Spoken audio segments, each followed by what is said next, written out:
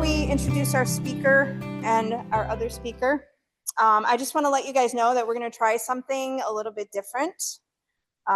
So starting September 19th, we have a coffee hour scheduled from 10 to 12 in this room. And it's going to be basically just very informal. Bring, if you're working on something and you want to bring it, if you have something you want feedback on, bring it. If you just want to come and hang out, whatever you guys want to do. But we're going to start offering a few more opportunities for socialization.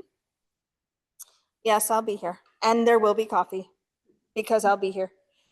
And then we scheduled another one for October 8th. I'm going to email you guys all of these dates and things so that you have them. But I just wanted to let you know that we're going to start doing more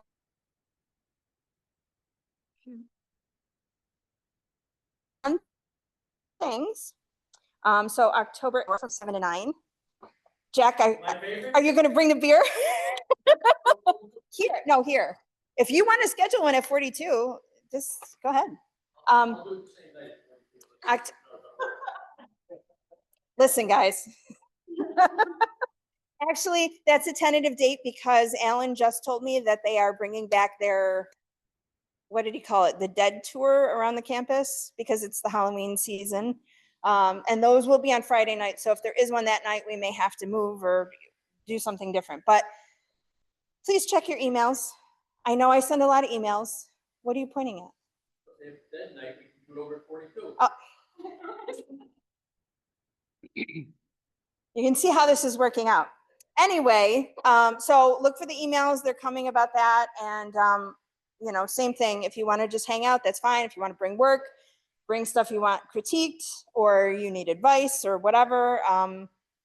So we're gonna just start doing things like that and see how it goes. Tonight, Nikki Milley is with us, and she is a colored pencil artist. She's going to be doing a demonstration for us. And then once she finishes, Joel Brandon is back. He would like to talk to us one more time about the East Aurora Wonderland. Right. Sort of like the Chris Kindle Market. Is that? Just like that. Yep. Okay. Holiday. So if you guys would hang out after Nikki finishes up and we do the Q&A with her, then Joel is he's got some visual accompaniments and we have some food accompaniments and drinks in the back. So that's what we're doing tonight. Thank you. Oh, I won't need that. You need it for the Zoom. I'm sorry. Can I clip it? You can clip it, yeah. I don't really need it either, but. Testing. Are we The good? internet can't hear you. Can't hear you. Okay, so I was going to do a demo, but because colored pencil is so small, it would be really hard for me to do that because there's no mirror or anything. So I'm going to go through some things. I am going to show you some techniques that I use, but originally I was going to do an eye, a cat eye, but we're going to improvise, okay? First is, anybody in here do colored pencil? Oh, good. Oh, yay. Okay. What is do you do it as all the time or did you experiment with it? I started, I followed how I started doing it. Okay. What do you think? I love it. Yeah. Yeah. And how about you? Do it on watercolors, Okay. like washes of color, and then Yeah. the colored pencil lets you get whites back in. Okay. So you use it more for an enhancement? Yeah. Okay, but not necessarily do colored pencil start to finish. Got it. So I do colored pencil. I started off doing black and white. I only did graphite for a couple of years, and my husband kept saying, you should really do color. And every time, I love pencil because I love it, although it's hard to demo, I love the idea of just sitting down and using that tiny little point to create something. And it takes forever, and I'm okay with that. It's very meditative to me. It's, especially if I'm having a bad day, it totally calms my entire nervous system. Where watercolor, acrylics does not do that for me. So I started off with graphite, and I used paintbrushes and makeup applicators to get smooth skin. And I was very good at smooth skin techniques, like doing young women, girls, and I absolutely loved it. My husband's like, do colored pencil. I'm like, no, it looks like crayon. I don't like it, you know, because I always thought about when I was a kid and you had to use like colored pencil for maps or whatever, and it never seemed to be smooth. And I love smooth. So I was like, if anything, I want to do oils or acrylic or watercolor. So one day I don't know, I put a little bit of color, just a little bit of colored pencil on my black and white drawing, and I was like, oh, that's really pretty. But I didn't like really use the pencil. I used my technique. What I do is when I would do graphite, I would take my pencil on paper, like a paint well, and I would, you know, lay some pencil down and like a number 2, and then I would use my little paintbrush and I would pick it up, if I can find it. I would pick it up and then I would load it up, you know, and then I would put it on my paper. What I realized is you can do that with colored pencil. So I started doing really small, doing some like blush on cheeks, a little bit of lipstick, like lip color, I shouldn't say lipstick. And it was exciting. So then I went to do a deer. I was like, I'm gonna just do the whole thing in pencil. So I started this deer, and of course I started like a 24 by 24 because why not go big? And I got about halfway through and I was so frustrated because it was getting that speckled dot crayon look and I could not figure out how to get rid of it. So I'm going to show you guys today some techniques on how to manage that, because that was my biggest problem with colored pencil. And when I tried to find stuff online, I felt like all the artists who were really good at it were keeping it all to themselves. Like I couldn't find the right solution to my problem. And what was happening was I was getting like, even on watercolor paper, smooth watercolor paper, I'd layer this pencil and layer pencil and layer pencil. That's what they kept saying, layer, layer, layer. And I'd layer, layer, layer. And I'd still have these white, the white of the paper coming through, like these little specks. And I was like, what the heck? And I would burnish, I would press real hard, and that would work, but then I couldn't go over it because now pencil is too slick. So it was very frustrating. So I'm hoping for some of you, if you wanted to try it, I'm gonna give you some ideas and tips that the artists don't tell you about. I'm here to tell all their secrets so that you can actually try it and enjoy it rather than like, I don't know how many, I did finish the deer. It was called Butterfly Kisses. Everybody loved it. It turned out to be really great.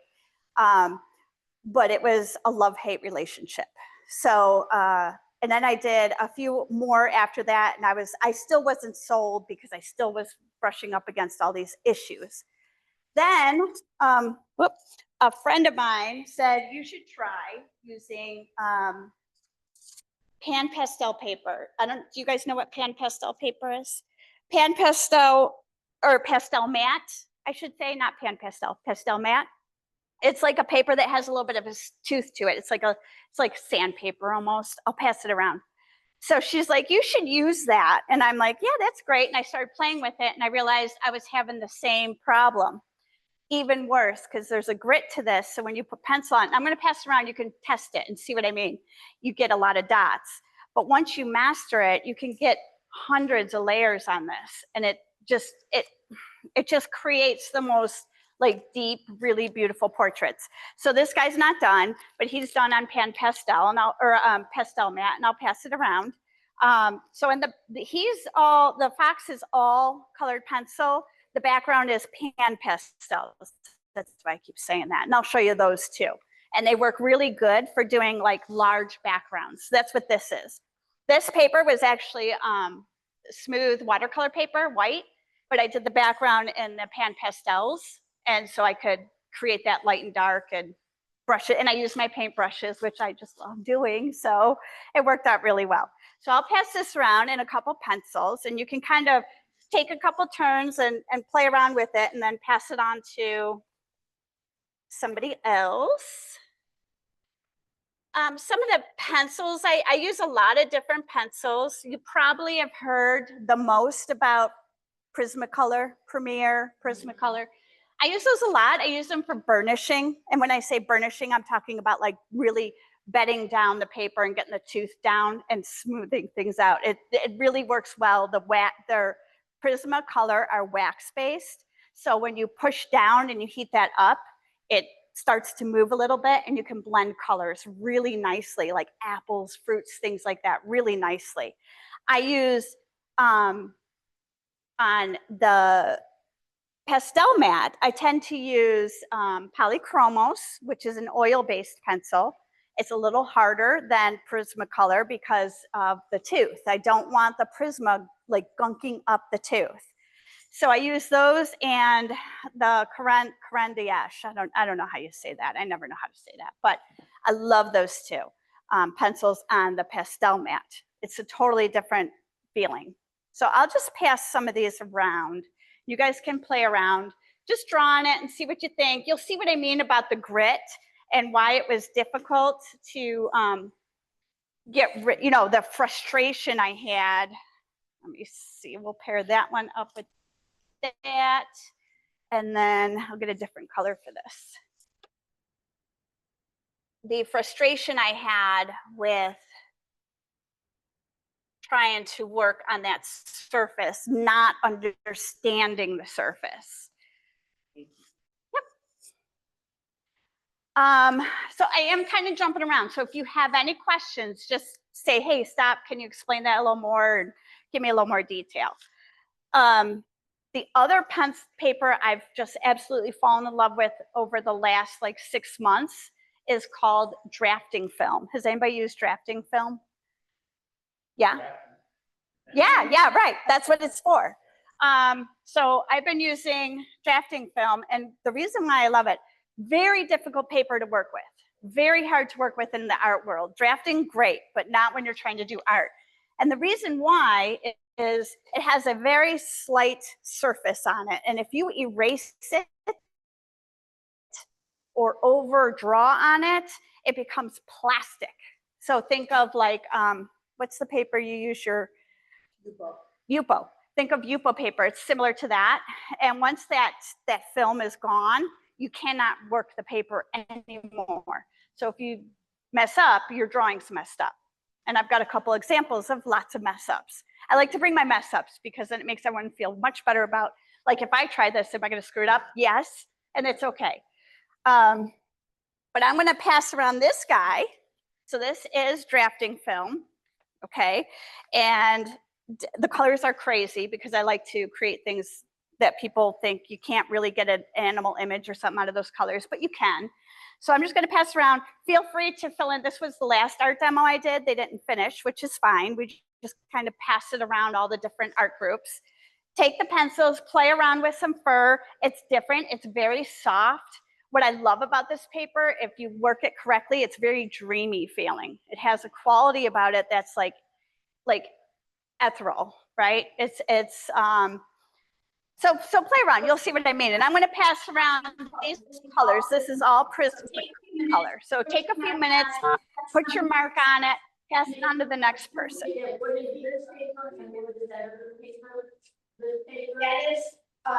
That is pastel matte, Claire Fontaine pastel matte. Which one? The fox?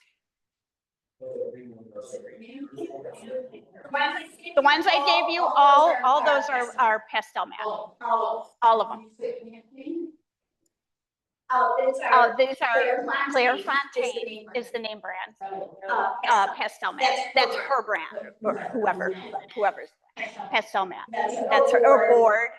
Yeah.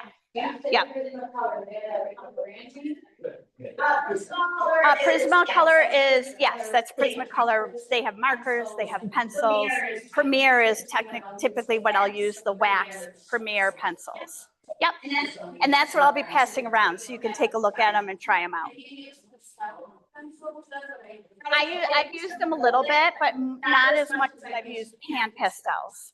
Because I'm not, to me, pastel is a whole other learning curve, and I'm not there yet. They're beautiful, but I haven't really done much with them. A little bit, but not much. So mostly colored pencil. So you guys are working on that. So, so the drafting film. So this is really cool because, first of all, you can see through it. So what I love about it is that, like, if you put something, if you decide that you don't want it just a white background, you could work on a piece, and then you could put a piece of color, construction paper, whatever, behind it or board, and it will change the mood of the drawing. So that's kind of cool, right? So you could do like maybe just the head of a deer and not really want to do the background, but then bag it with like some brown paper. And it just really makes the deer colors pop out because that's brown and it kind of fills in. And it also kind of gives you the background without having to do anything. So it's kind of nice that way. I also like it because, oh, it's like, you'll see, she's got it there. And yeah, actually, I think I have a piece here. I'll pass it around. It's like a plastic. Yep. Here's some more. You guys can test this paper too. It's different than vellum. I've used vellum in design school. It's different. It's not tracing. It's not vellum. You can try that. It would be, the pencils are probably back there, aren't they? Here.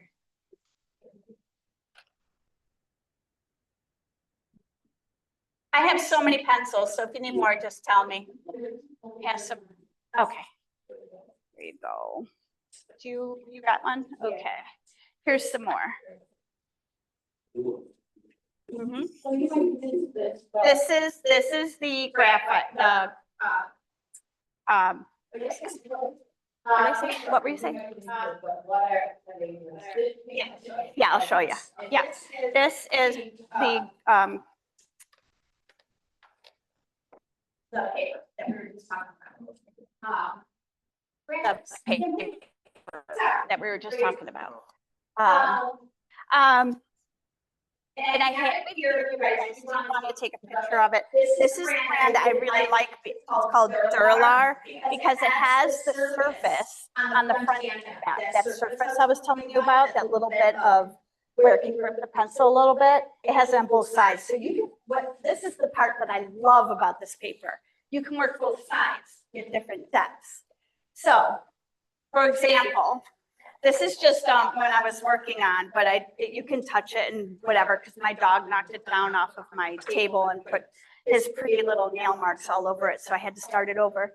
So, but what's cool is see on the back how I started to draw to get it even darker and deeper. So you can work both sides of the paper. I love this too. You can put watercolor on it, pencil, graphite, acrylic. Some of this is acrylic, some of it is colored pencil, some of it's pan pastel. So it accepts all kinds of media. So this is the drafting paper. So I've been experimenting so much with this paper the last few months, particularly this drawing because it keeps screwing up. So I just keep redrawing it and doing something new to it and seeing how it looks or what effect it has on it.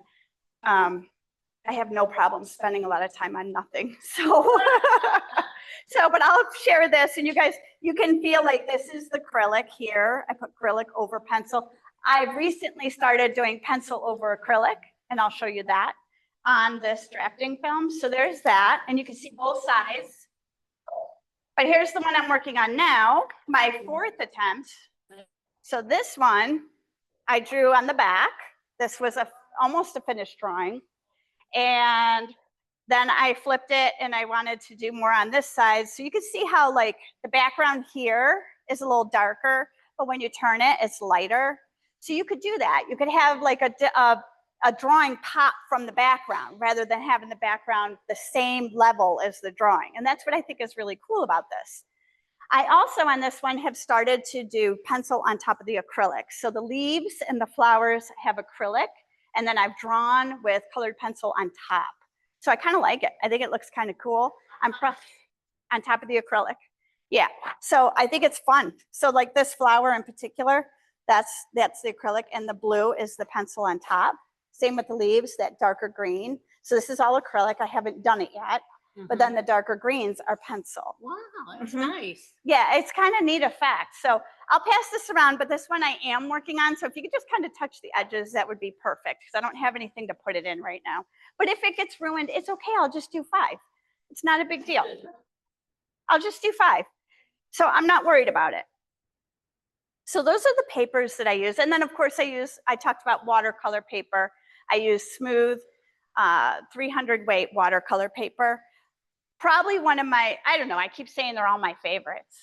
I guess it depends on what I'm gonna do. So those are my 3 main though, the drafting, the pastel matte, and the watercolor.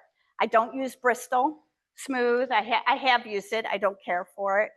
What are some of the other pencil papers you'll hear about? The Tints or whatever it's called. You've seen those, right?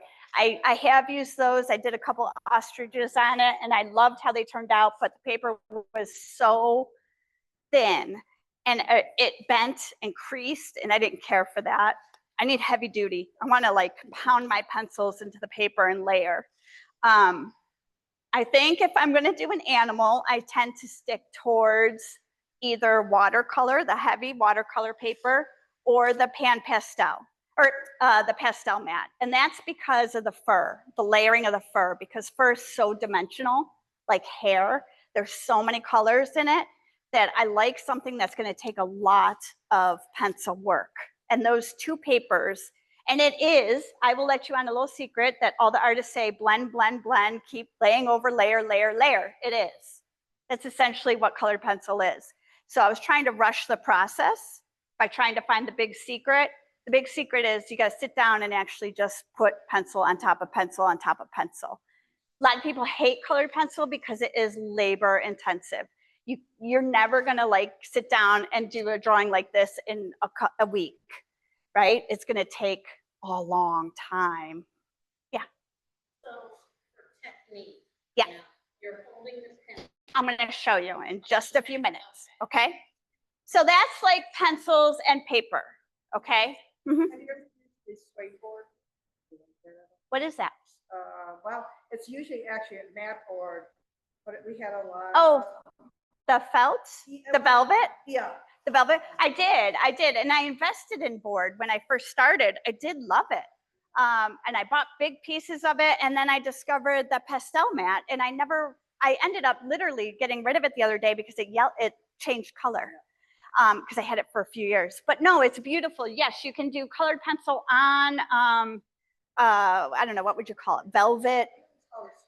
Suede board, yes, suede board. It's beautiful, especially for animals because it has that fur feel to it. And I did a bunch of commissions for people on that board, and it was gorgeous. Very difficult if you have to erase something, but a lot of times with pencil, you can just go over it. Even though colored pencil tends to be transparent, it's not opaque. It's kind of like watercolor like that. So if you do make a mistake, you can sometimes see it, but if you work it enough, you'll get rid of it. Don't worry about it. You just keep going. The other thing I like about colored pencil is if you spill wine on it, it just kind of rolls off. It doesn't really stay. It like beads up and rolls right off.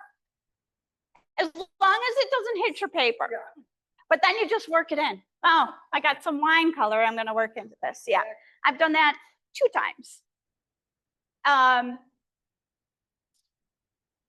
So the other thing I've been doing with the drafting film is like doing graphite with the acrylic and the pencil. Whoop, that's just trash. And the pencil with it. So this is a piece I've been working on forever. I don't know how I feel about it yet. That's the other thing. I'm kind of starting to go into more fantasy rather than just animals realism. I've done animals and people for a long time, and I do love it, but I like the ideas in my head, and I want them to be more my own rather than someone's pets or something. Nothing against it. It's more creative, right? So I've been diving and keep passing them. Come on, guys. I know we can do better than this. Let's go. Come on. Show me what you got. I know we got some. I know you artists are out there. Come on. Keep layering, keep layering, keep layering. Isn't that what they say? Get rid of the white. But this, yes. Yeah, when you're done, I'm going to sell this. There you go. I'm just kidding. But, oh, you know what? You guys should auction it off or hang it somewhere. But this is fun. I'll pass this around too. And this is just graphite with colored pencil on it. And it's not finished. I'll finish it next Halloween. It's been like 3 Halloweens, but that's all right. So that's kind of fun. Okay, so and then the last thing I work on is wood. So I forgot my other pieces. I left them at home. But basically, you can find any wood. You can just sit in. You can find any wood anywhere. These are just, you know, the wood, what do you call them? For painting. I just stain them. Then I do my pencil on top, and then I'll put, this is, yeah, whatever. I think they're birch. They're birch, these are. But I've done plywood, and what's cool about plywood, I did a giraffe in plywood, so all the plywood marks I used for the spots. So it was really fun. Yeah, so you can kind of get creative. So I had like a long neck, and it was like reaching an apple from a tree. So it was a long piece of plywood, and I used all the spots for the out of the plywood. It was really, I should have brought a picture, but anything you can do. I'm gonna have you guys try this out too. I'm gonna keep your pencils. This is just a piece that I can sand it down and restain it, so you can't really ruin it. So you can draw on this and see, it's not as easy as you might think. It's kind of hard, but it's kind of cool when you get these little effects from it. So I'll pass both of these around, and feel free to, does everyone have their pencils still? Or did you give them all back? Have anybody in here who wants to do colored pencil, do I? You're all like, no, here. You don't always have to paint the wood. You could do natural. So the giraffe I didn't do anything. It was the natural plywood. I did mostly graphite with some pencil on top, like the apple I did in colored pencil, but I did the stripes or the spots in graphite.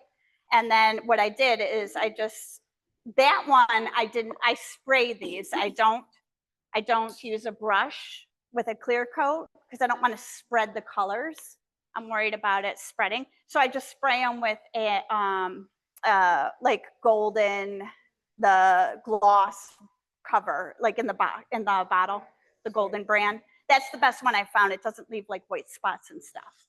If you want to clear coat it with a brush, I would say spray the actual artwork first with like a mat, just so it holds, and then use your brush over it. I have done that. My first one I brushed, and the colored pencil when it got wet like that, it just spread and it ruined it. So be careful of that. But yeah, if you have pencils, go ahead and try drawing on the board, make a flower, whatever you want to do, and then pass it around. I know. Yeah, you'll see the second one, it's got a coat over it. Yeah, so, but I do it raw first, right? She's got them, she'll pass them around. Here's the other pencils you guys tried to give back for the, where'd he go? Who's working on it? Oh, back here. I'll give them to you. You seem to handle things very nicely over here. Yeah, yeah. Oh, here it is. Look, you're still trying to give it back to me. Come on, guys. Did I take it? Oh, I'm sorry. I do watercolor, just watercolor. I did my watercolor birds, but I haven't done them in a while.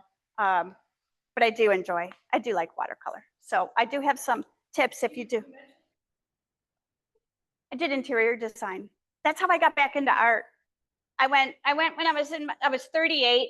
I was like, I don't know what I want to do with my life.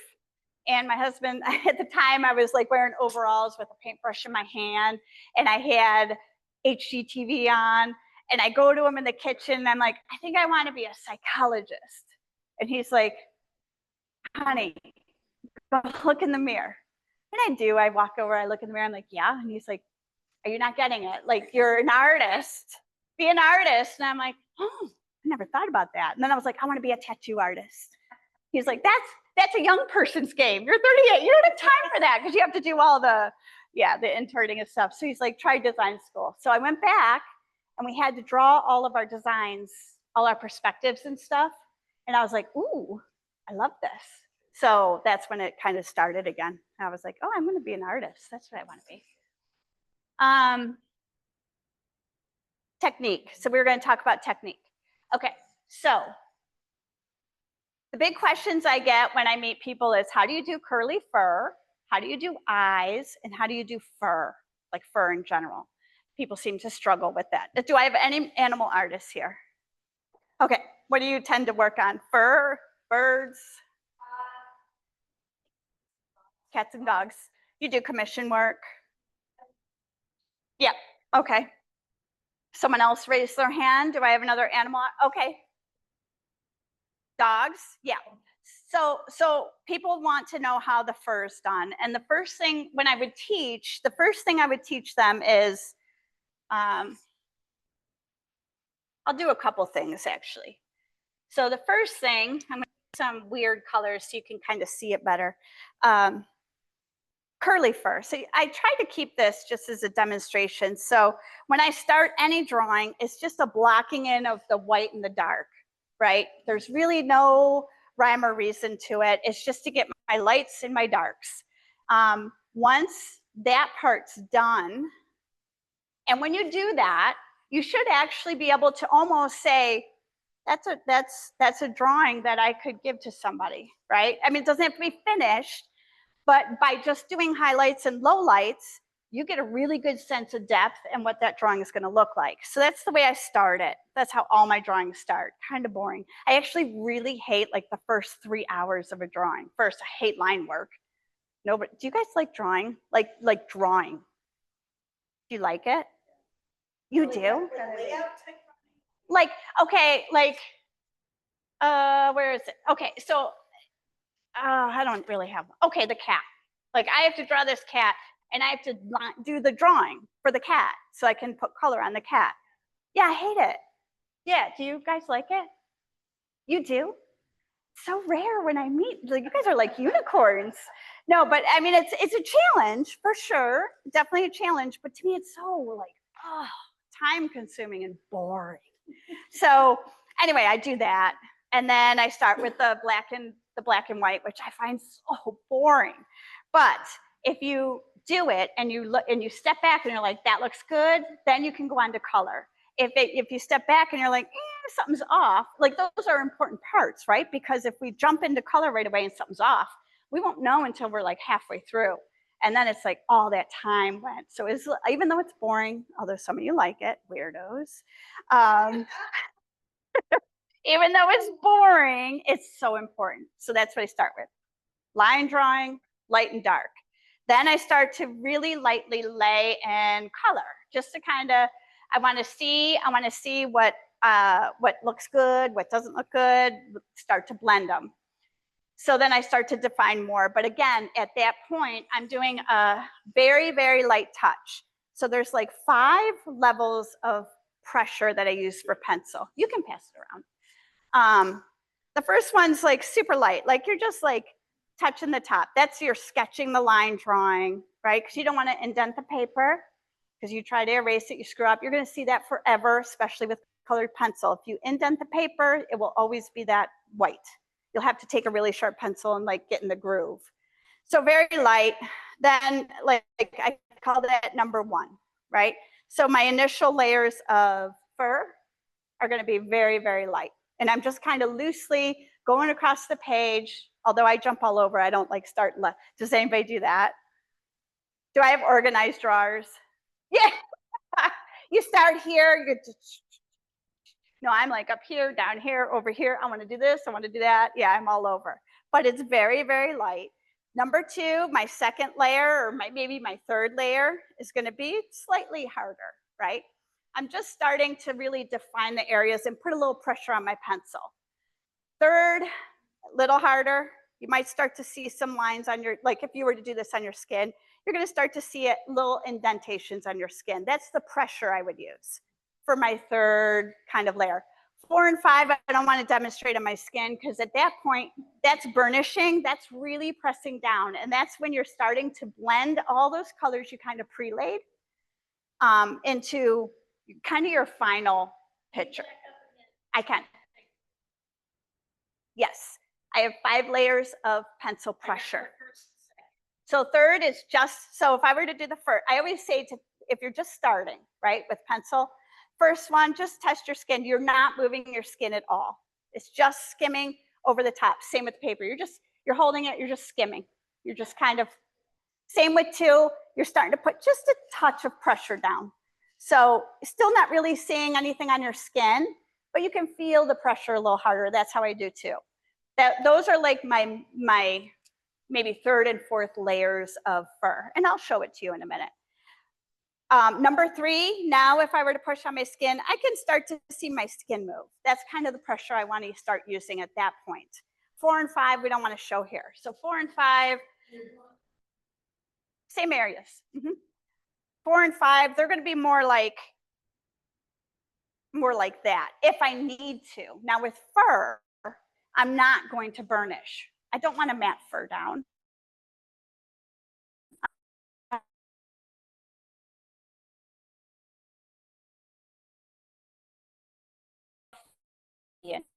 And like you can touch, you can pat it. But if I were doing a fish or which most are, that pressure creates heat, and then that's going to start to mix your pencil colors, which is cool. You can do some like red and green will start to make browns, right? It goes back to your color theory.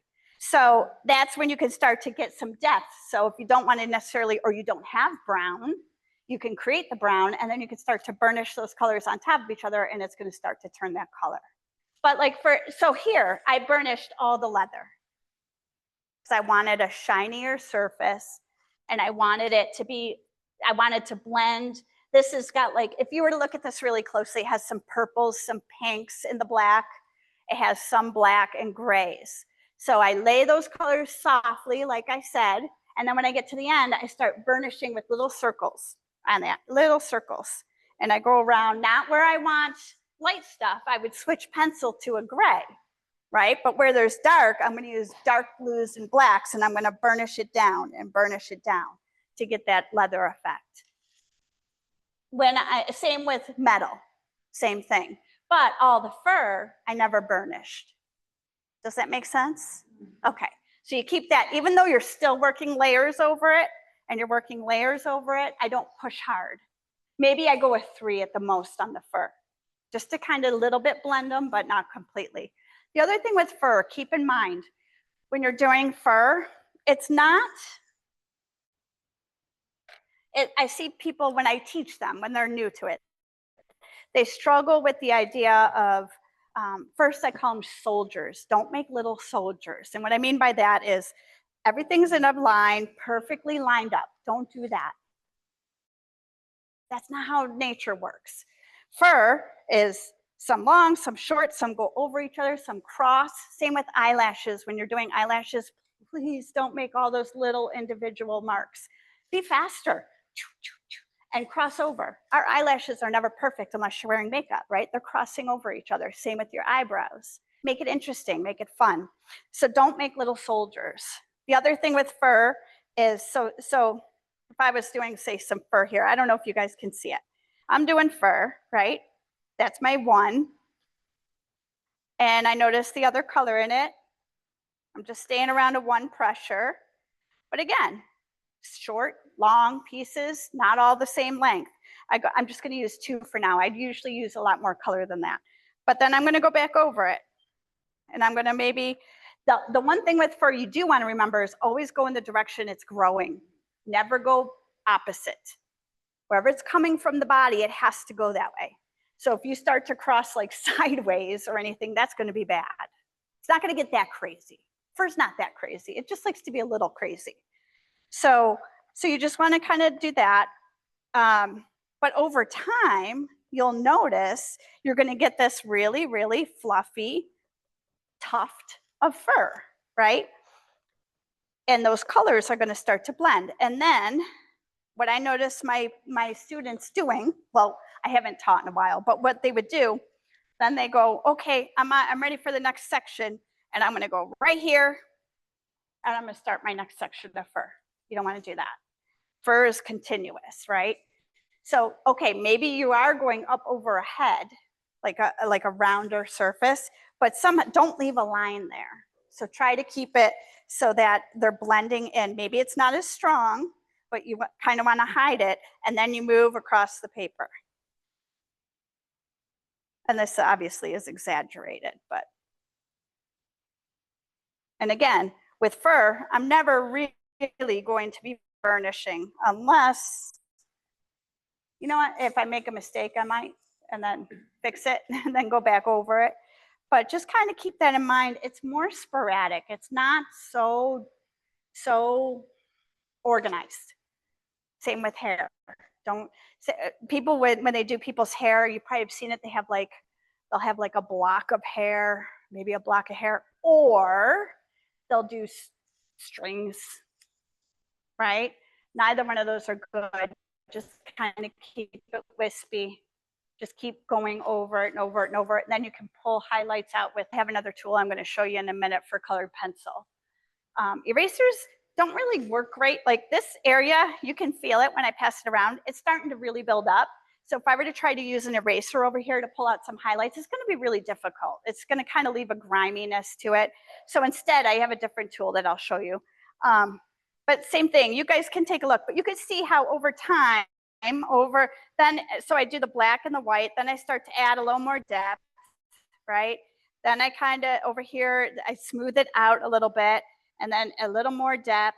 But then this is where it starts to finish. It's not done, but I can really start to see curly fur now. So when it first starts, it's always going to be ugly. That's why I tell people for curly fur, it's never really going to be really pretty, but keep working it, keep going, because then it gets to a point and you're like, there it is, I see it. The ugly stage is true in almost all artwork. Any questions about that, like fur? I think I got everything as far as that goes. For the tool to pull out highlights on fur, I won't lie, I do use these erasers, but like I said, when it gets to the point where it's really, really, especially that is on that pastel mat, it's really hard to pull that out. So I use these. These are called the slice tools. Does anybody have these? Once you use them, if you're a pencil, you can use them in paint, in watercolor, anything. Once you use them, they are your best friend. It's basically your X-Acto knife, right? But it's the ceramic, so it won't hurt you as bad. So it's really great to have around kids. Yeah, I love these. They sell them at the art stores now because so many artists started using them. They have like box cutters, basically, is what these were. And then they have this one, the slice tool. It's got that tiny little point for really, really fine details. On the fox, I use this tiny one on that fur in the front.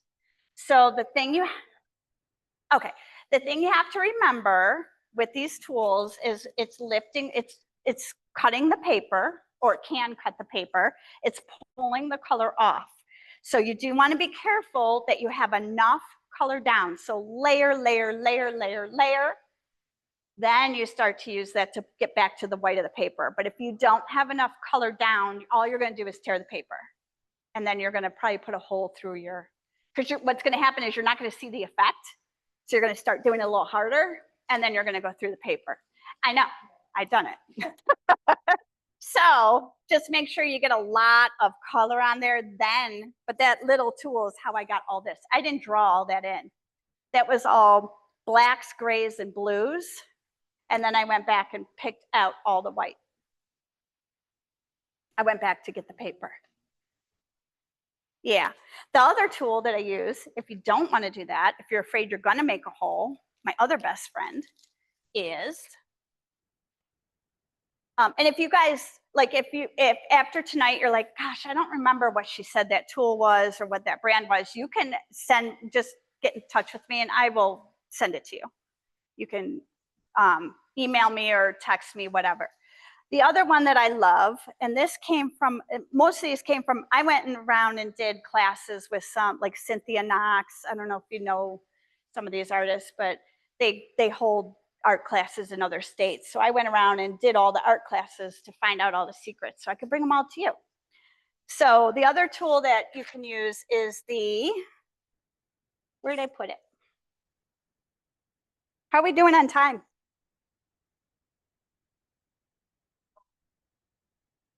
Oh my, we could be here a while.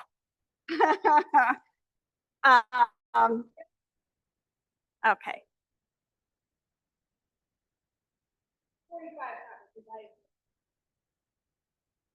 So can I say, I do want to show like a quick demo if I have time. I won't keep you long, but This is called the Stabilo Acrylable.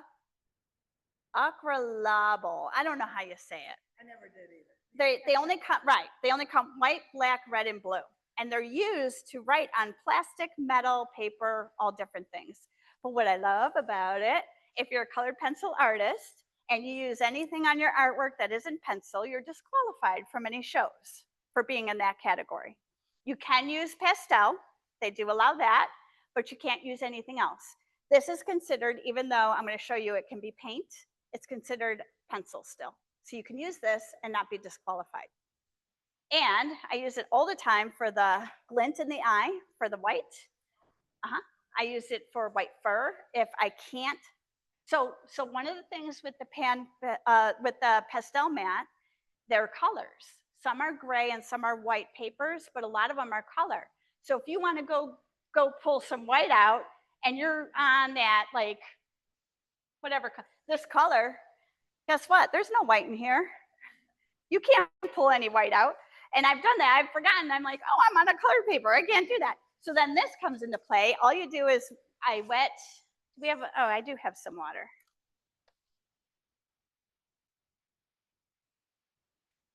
So you can use it any way you want, but how I do it. Yeah, that's what it reminds me of. But I don't think it's quite that. But it reminds me of that.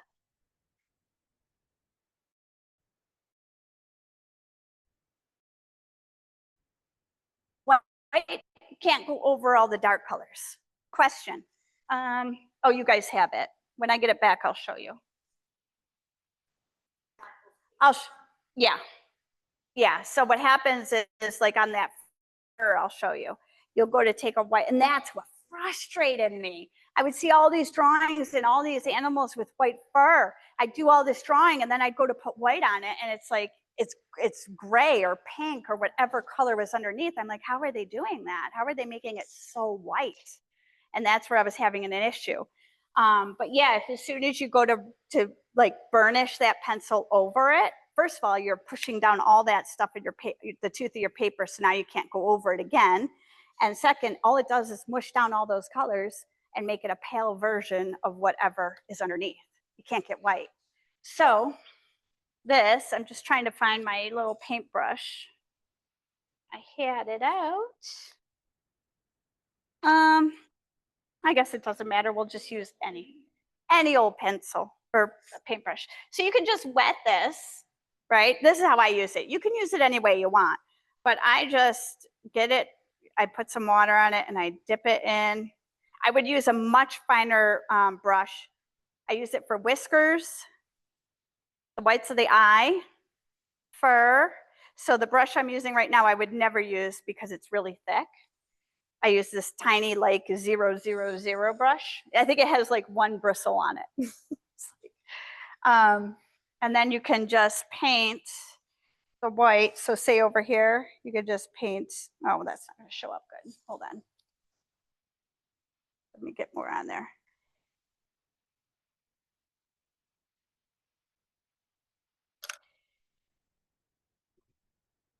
You can paint the white over it. And again, that's really a really fat brush. So when you're using really small brush, you can get a really nice white over a real thin whisker or something out over the top of the colored pencil. No, oh yeah, you could. Yeah, so I've done that too. So I won't do it. Yeah, so I don't like to use the pencil for like a whisker. It just feels too thick. So I use the brush because I can just really get it narrow. Yeah, and it seems to like leave that dot. But I've always just used the brush. But sure, you could take this. Yeah, see it's still, but see what it does? It's still kind of sort of the other one. I wish I had my other brush because it works better. I know it's in here. I know I brought it. Oh, here's one. Maybe this will work. So same with whiskers and fur. That's the other thing I do. I'll show you how I actually hold the pencil and how I use it. This still isn't quite thin enough, but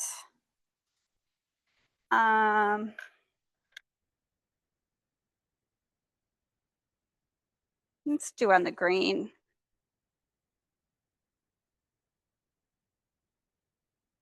But you can see how nice it is. Right. yeah. It's You can nice get and it white, better, and you yeah. can definitely go over these better too. Just it's not taking well. I could show you on here. That was used for right on the ear tips, just a little bit. You can see it there. Just those. The rest was all the tulle. Isn't that Yeah. cool? That's all the paper. And I did use just a slight bit on the tail. I got, Yeah, oh, you- and on you the can have a eyes, you different can see the stroke. eyes. Yeah, yeah. different And then pen, right yeah. there. Yep. So that tool is very, very handy. And you probably have used that in painting and stuff too, right? Where you go over with some opaque white. But with this, you can still call it a colored pencil drawing. You're not going to get in trouble. If I use acrylic on this, I can't. I can't say it's a colored pencil drawing. They won't accept it. I don't know how they tell the difference, but they do. So when I'm doing, the other thing I wanted to tell you about, when I'm doing fur,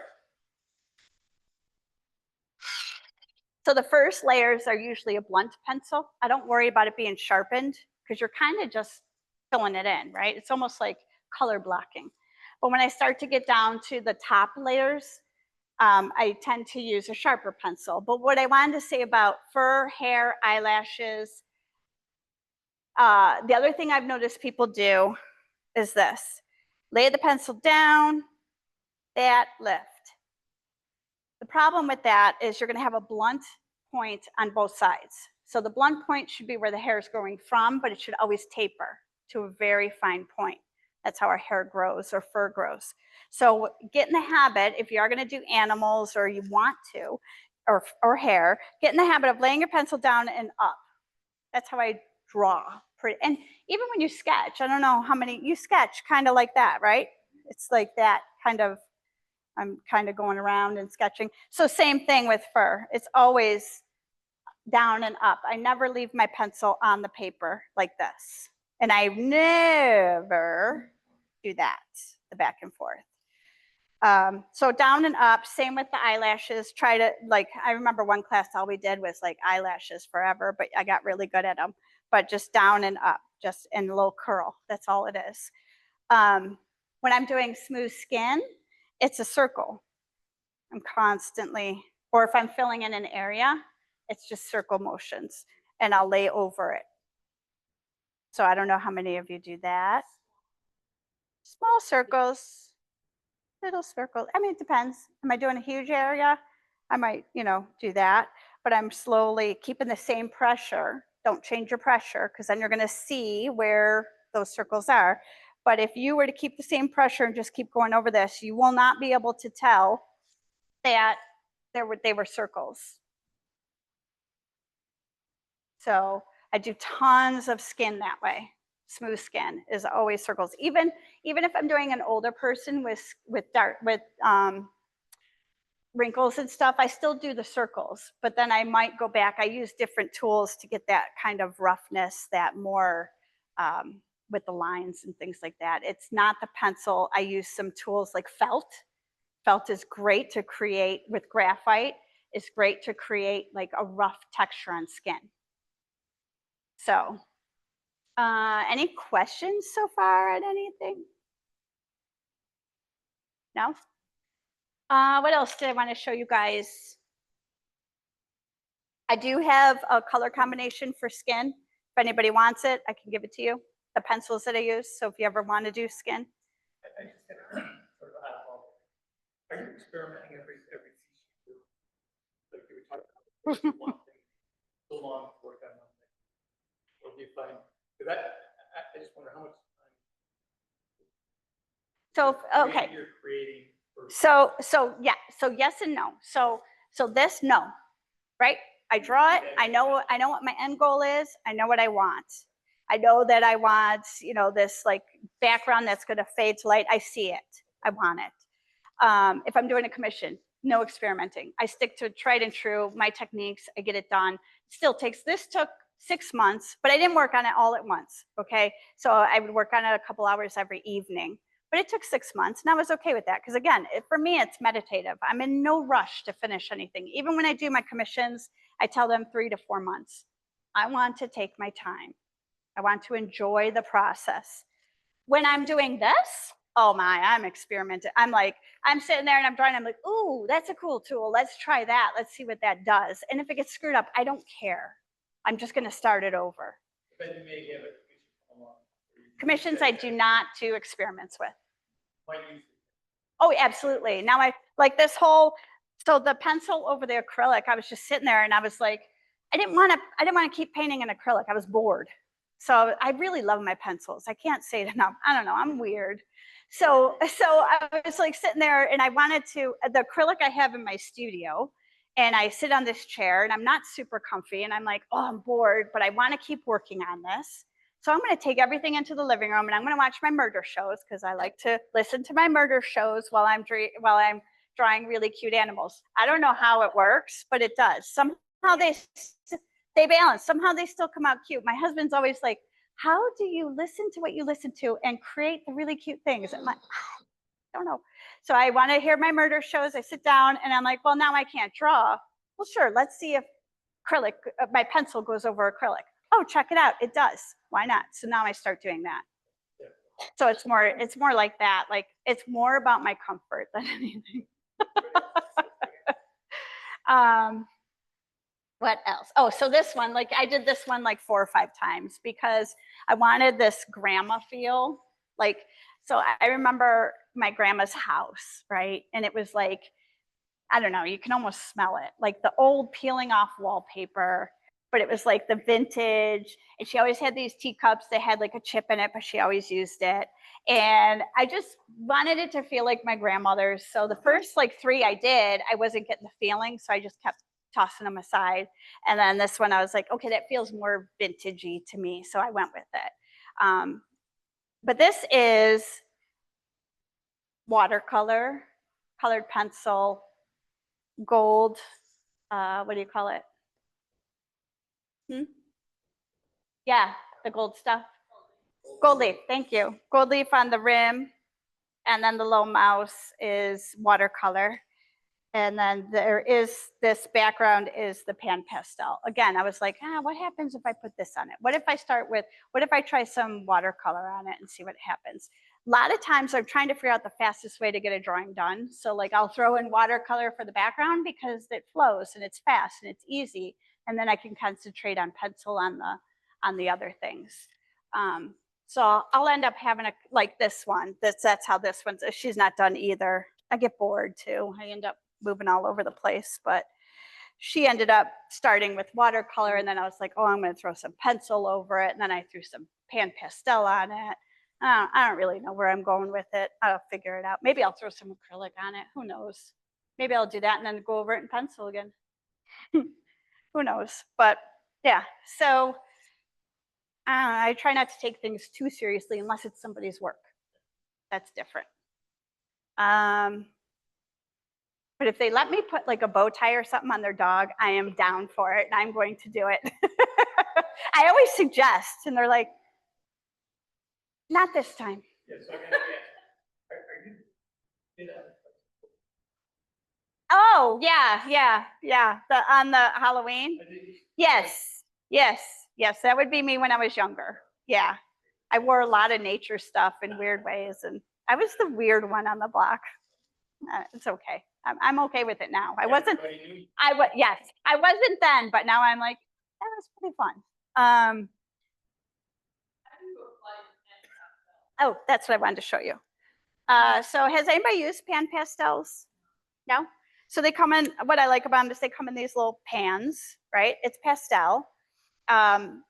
You said you use pastel pencils. Do you use hard or the oil, like the softer? Softer? Yeah, so this is like a softer kind of, but it's like a paintbrush. I love my paintbrushes. So I would just take this Where did I put my paintbrush? I had a bigger one somewhere. That's the other thing I do. I spend a lot of time looking for my stuff. Do you guys? I'm like half an hour. And the other day I was looking for pencils behind my ear and I'm like walking around, I'm like, where is that pencil? My husband's like, right there. Yeah. So these, I just load up the brush. And again, you still have to take your time, but you can create really cool backgrounds. These are great for, especially for if you're a landscape artist, any landscape artists in here? Really fun. I'll let you guys use them too. You can come up and use them.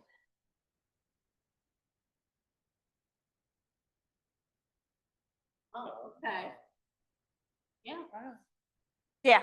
So this is what I started. This is the thing I was doing with my pencils on graphite, right?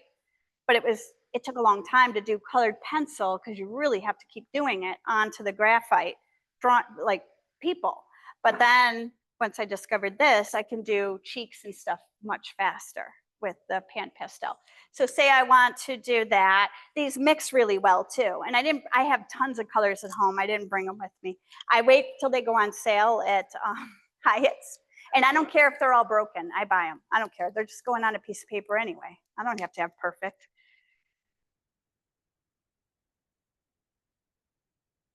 So this one's kind of broken. So it was on sale because they can't sell it for this full price.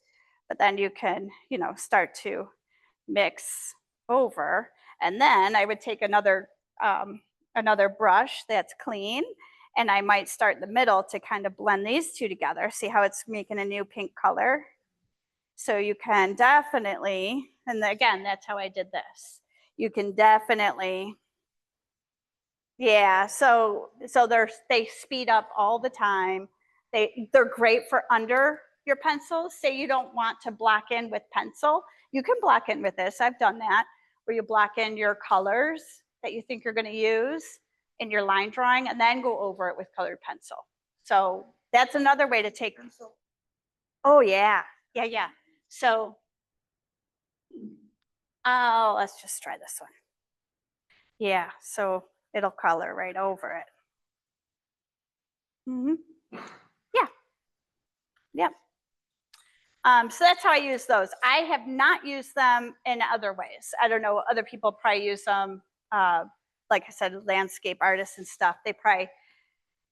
I think when you do use pastels, and you can correct me if I'm wrong, you have to layer a little bit and then spray. You don't? How do you get it from creating, like becoming mud? Okay. So when you're doing it, what paper are you using? Yeah, the pastel pen or pastel mat. So when you're doing it, you're not getting a ton of layers on top of layer on top of layer. You're kind of planning your colors more.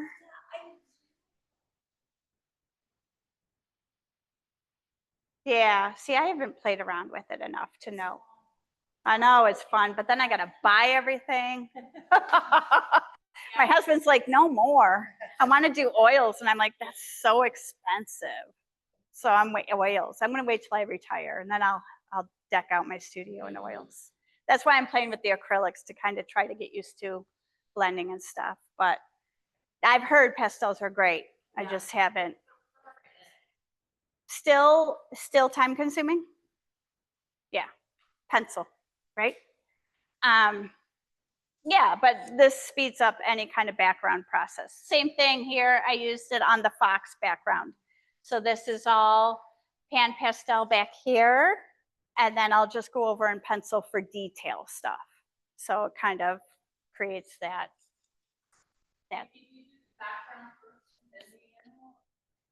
No, I always do the animal first because it's fun. And then you probably should do the background, then the animal. I don't know. I just do whatever I'm feeling that day is what I don't ask me, because I'm terrible about order and stuff. Or a lot of times I'll be halfway through drawing and I'm like, oh, I want to add I want to add some here, and then I have to like erase it and then try to work it in. And the one last thing I was going to tell you, if you're going to do colored pencil, there is an eraser. So colored pencil doesn't erase well. It's really hard to erase, but they do have an eraser on the market. It's kind of like sandpaper. You just have to be careful with it. So it will get rid of marks, colored pencil marks that maybe you couldn't get rid of before. Just, I forget what it's called. If you look up colored pencil eraser, it'll come up, but it's got a grit to it, so it'll pull it off. So it's really nice to have too. Yeah, yeah, you can, yeah, you can feel it. Yep, I love it. So it works really well. Okay, I think we're good. I didn't really get a chance to demo. I'm sorry. No, Maybe another day. Great. I wish I could have. But if you have any questions, just ask. Well, maybe we're extending. Oh, it would be fun. We could do some eyes and stuff. Eyes are so fun. And I'll bring it so you guys can all do it with me. You can have your own little eye and work on it. Yeah. So you can come and take a look quick while Joel's setting up. Thank you. Oh, look how cool. Looks really pretty, you guys. Did we finish the lamb? We did not, did we? Or the